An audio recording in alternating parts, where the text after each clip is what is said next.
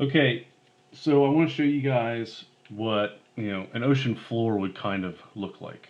Um, when I did the starfish video, you noticed I put in rocks. So I like to put in the rocks, and you can be as kind of jagged as you want with them. There are different ways to do rocks, and that'll be in some future tutorials. But all I'm doing is making these triangles that just kind of overlap each other. Okay, so I'm putting in these small triangles. As you can see, they look pretty cool. All right, I can tell that they're going to be rocks here in just a minute. Now, next thing I'm going to do is I'm going to put in an ocean floor. Now, we know that current draws, sand up over top of each other. So I'm going to go ahead and put in some overlaps. What I mean by that is one's overlapping one thing and the other one's overlapping the other. I could even throw in some smaller ones down here, and then I'm going to go ahead and bring in one coming in from the top here, and then maybe even make a little depth to that where I have multiple layers that are in the background of there. And I can even bring up some behind the rocks back here. Do you see how the ocean floor is just created?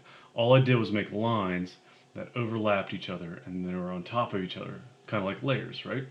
So even with the rocks, I did the same thing. Now, here I could go ahead and put in, some ripple effects saying that, the sand is all bunched up on this rock right here. Okay. Now, a couple things I want to show you guys. You can throw in some seaweed. Okay. There are multiple things of seaweed. You can do kelp, obviously, the simple one.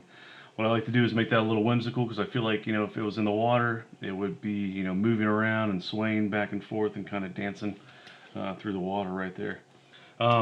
Next thing you can go ahead and put in is a line. I like to make one side bigger than the other, and I don't make the line all the way across because you don't want to be able to see it all the way across. And then if I put in another piece of kelp through here, I like to intertwine everything because that causes depth in your projects. If you separate everything, it just doesn't look good. Okay? It just doesn't give you very good space, or how things move in the water or cross each other's path, and you know, causing that depth can really make your picture amazing. So I'm going to go ahead and erase a few lines here just because nothing is see-through or transparent like I always tell you. And then, as you can see,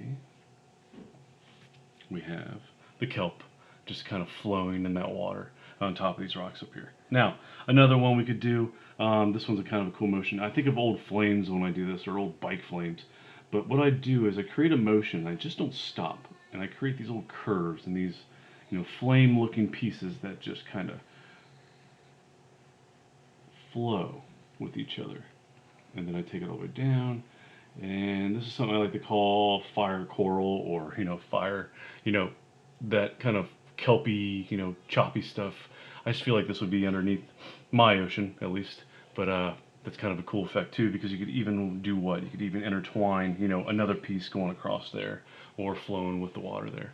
Pretty neat. And if I was doing an anemone, a sea anemone, I go ahead and create these little bubbles, and then I make some longer than the others, and then ones that overlap, and then ones that go in here, and then there, and then however you want to do this guy,